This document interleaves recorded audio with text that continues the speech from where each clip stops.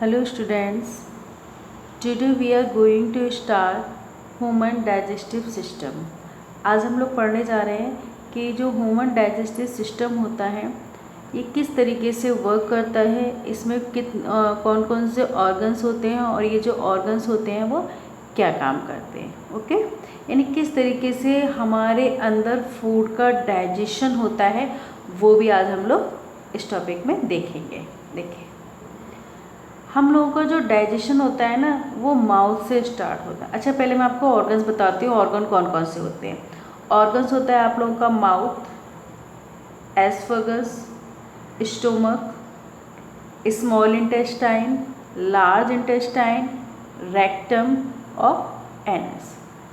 ठीक है, तो mouth, oesophagus, stomach, small intestine, large intestine, rectum और एनस, ये क्या होते हैं? ये वो ऑर्गन्स हैं जो ह्यूमन डाइजेस्टिव सिस्टम में अपना रोल प्ले करते हैं। कैसे करते हैं वो हम वन बाय वन देखेंगे। ठीक है। अच्छा, सबसे पहले जितने भी ऑर्गन्स मैंने आप लोगों को बताए थे ना, जैसे माउथ हुआ, एस्फेगस हुआ, stomach, small, large, rectum, anus, ये इन सब मतलब जितने भी ऑर्गन्स होते हैं इन सबको हम लोग बोलते हैं गट। क्या बोलते हैं? ये आप लोग ध्यान रखिएगा, इनको हम लोग बोलते हैं गट या फिर एलिमेंट्री कैनाल भी बोलते हैं। क्या बोलते हैं? Alimentary canal. ठीक है, तो ये नाम आप लोग ध्यान रखिएगा। ठीक है, यानी जितने भी ऑर्गन सिस्टम होते हैं, मतलब पूरे ग्रुप ऑफ ऑर्गन आप लोग बोल सकते हो कि डाइजेस्टिव सिस्टम में जितने भी ऑर्गन्स है वो अपना जो जितने भी ऑर्गन्स हैं उन सबको हम लोग मिलाकर क्या बोलते हैं? एलिमेंट्री कैनाल या फिर गट बोलते हैं। ओके। अच्छा, फूड का डाइजेशन किस तरीके से होता है उससे पहले मैं आपको कुछ मेन पॉइंट्स बताऊंगी, तो उन पॉइंट्स को आप लोग देखिए। अगर वो पॉइंट आपको क्लियर हो जाएंगे ना तो बहुत ही ईजिली आप लोगों को पता चल जाएगा कि जो ह्यूमन डाइजेशन होता है ना, ह्यूमन के अंदर जो डाइजेशन होता है वो किस तरीके से होता है। ठीक है, देखिए।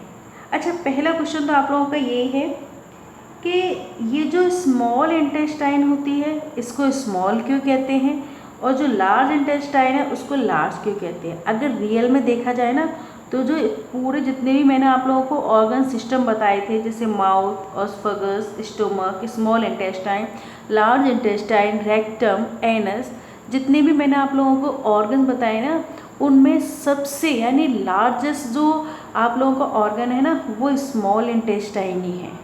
लेकिन फिर भी हम इसको क्या बोल रहे हैं? Small intestine. वो इसलिए बोल रहे हैं क्योंकि अगर हम इसकी वेड्थ की बात करें, ठीक है, तो इसकी मतलब कहने का मतलब इसकी जो चौड़ाई होती है ना वो कम होती है, इसकी वजह से हम इसको स्मॉल इंटेस्टाइन कहते हैं। जबकि जो लार्ज इंटेस्टाइन है ना इसकी जो चौड़ाई होती है ना, जो वेड्थ होती है वो क्या होती है? वो बहुत ज़्यादा होती है, इस वजह से इसको लार्ज बोलते हैं। लेकिन अगर साइज़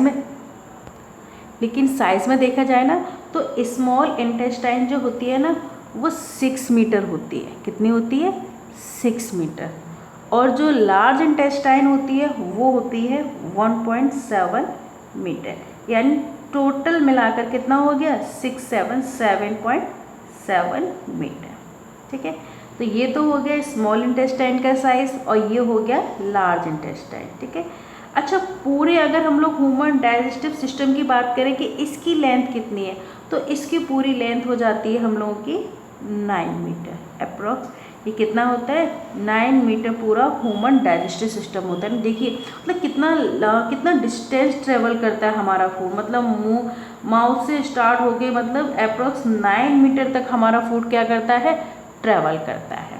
ओके। अच्छा, ये हो गया आप लोगों का सेकेंड पॉइंट। उसके बाद मैं आप लोगों को बताऊंगी एक पेरिस्टाल्टिक मूवमेंट। किसके बारे में? पेरिस्टाल्टिक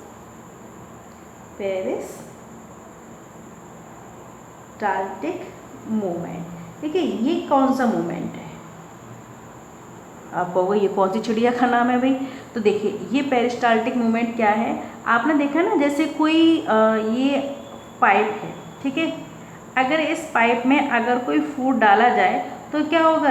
ये सीधे नीचे आ जाएगा। लेकिन हमारा जो फूड होता है ना, जो फूड पाइप होता है उसमें ऐसा नहीं है कि फूड अंदर डाला और वो डाल के ऐसे करके आ गया, ऐसा नहीं होता। हमारा जो फूड होता है ना वो एक मोशन करता हुआ आता है, क्योंकि जो आपने देखा ना जो फूड पाइप होता है ना उसका जो रास्ता होता है, मतलब जो फूड पाइप होता है बहुत ही पतला होता है, ठीक है।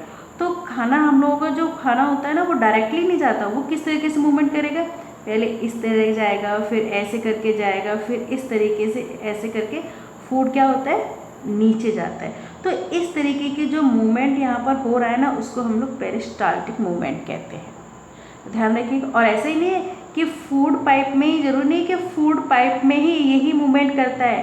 क्या होगा भाई, स्टोमक के बाद कहाँ आएगा, स्टोमक में आएगा, स्मॉल इंटेस्टाइन में आएगा, लार्ज इंटेस्टाइन में आएगा। तो यहाँ पर भी जो फूड मतलब मूव करता हुआ ऊपर से नीचे तक आ रहा है ना, ये आप सिंपल वे में बोल सकते हो कि हम लोगों का जो फूड है ना जिस मोशन में मूव करता हुआ नीचे आता है उसको हम लोग पेरिस्टाल्टिक मूवमेंट कहते हैं, ठीक है।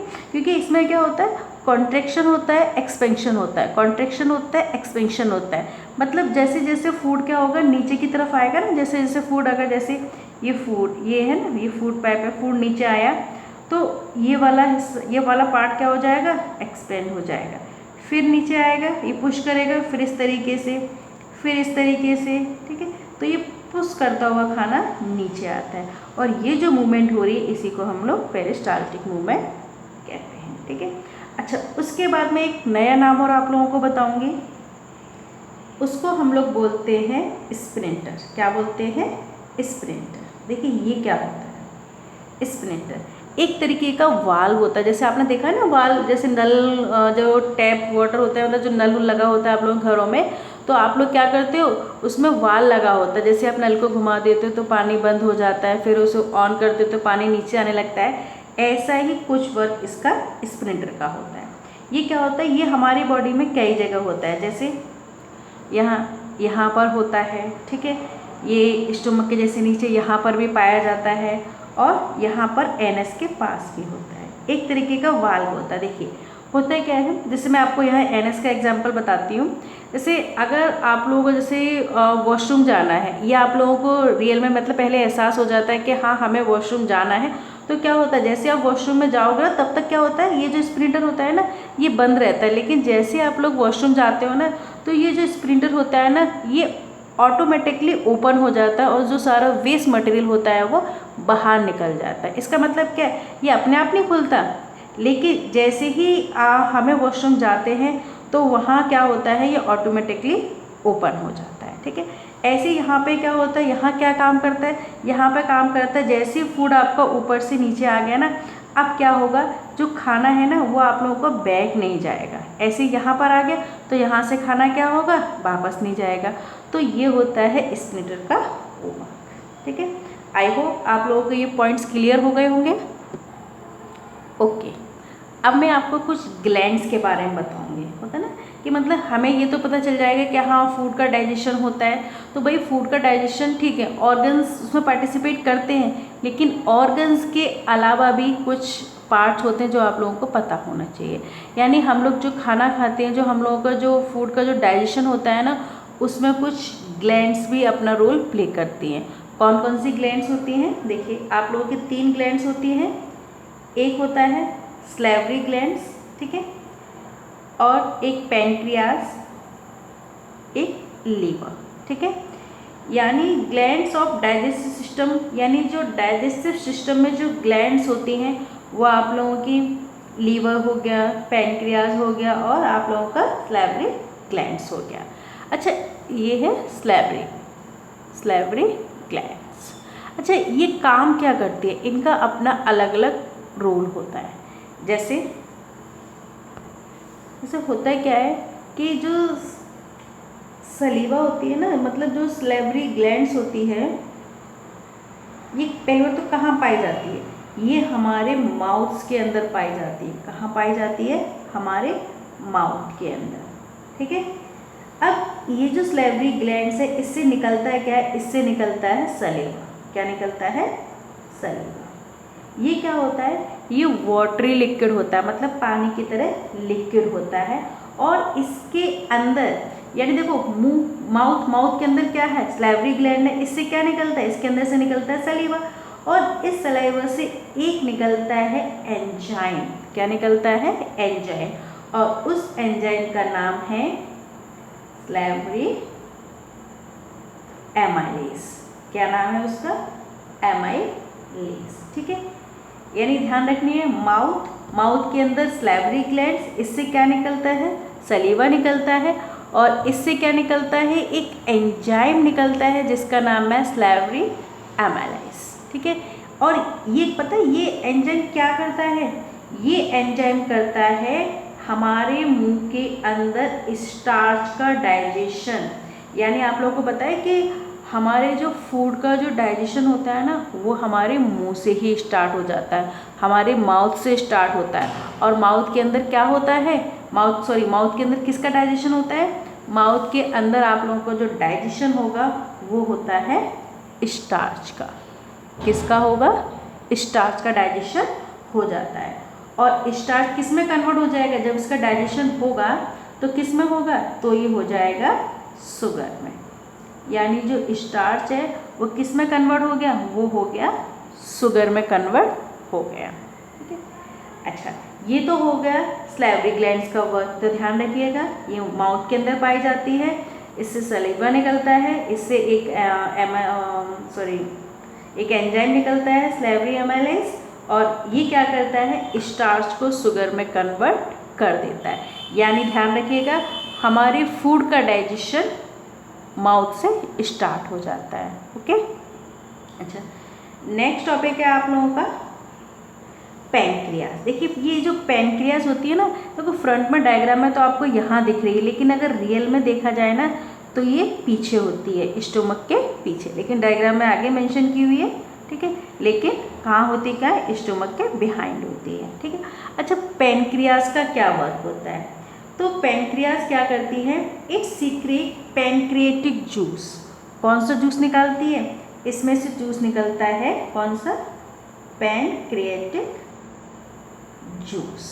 ठीक है, और ये जो जूस है ना, ये जो जूस, जैसे यहाँ पे सलीवा निकल रहा था, ऐसे इस पैंक्रियाटिक जूस में 3 एंजाइम निकलते हैं। कितने एंजाइम निकलते हैं? 3 एंजाइम निकलते हैं। और तीनों एंजाइम का वर्क क्या होता है? अलग अलग होता है। ठीक है, वो मैं बाद में बताऊंगी कि इनका वर्क क्या होता है, लेकिन फिलहाल आप ध्यान रखिए कि कौन कौन से एंजाइम होते हैं। ठीक है, देखिए, पहले की अगर मैं बात करूं तो पहला एंजाइम होगा पैंक्रिएटिक एमाइलेज। कौन सा? Pancreatic amylase. ठीक है, सेकेंड होगा हम लोगों का ट्रिप्सिन। क्या होगा? ट्रिप्सिन। और थर्ड होता है हम लोगों का लाइपेज। क्या होगा? लाइपेज। ठीक है, तो ये 3 होंगे, मतलब जो पैंक्रियास है हमारी, ये यहाँ से एक जूस निकलता है पैंक्रिएटिक जूस। इसके अंदर 3 एंजाइम होते हैं, पैंक्रिएटिक एमाइलेज, ट्रिप्सिन और लाइपेज। इन तीनों का जो वर्क होता है ना, वो अलग अलग होता है। ठीक है, वो मैं आप लोगों को बाद में बताऊंगी। ठीक है, अच्छा, अब नेक्स्ट है आप लोगों का लीवर क्या वर्क करता है? देखिए, ऐसे ये जो लीवर होता है ना, हमारा जो ये लीवर है, ठीक है, ये लीवर क्या करता है? ये लीवर करता है, इससे पता है, एक लीवर से बाइल जूस निकलता है। क्या निकलता है?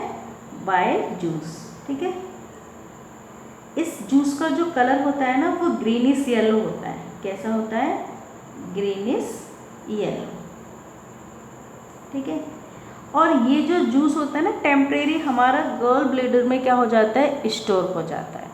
इसका वर्क क्या होता है वो भी हम लोग बाद में डिस्कस करेंगे। फिलहाल ये ध्यान रखिएगा, यहाँ लीवर से बाइल जूस निकलता है, जो इस पार्ट में आकर क्या हो जाता है? स्टोर हो जाता है। ठीक है, और फिर क्या होगा? ये स्मॉल, बाद में जब हमें ज़रूरत पड़ती है तो फिर ये बाद में यहाँ से होता हुआ ये स्मॉल इंटेस्टाइन में आ जाता है।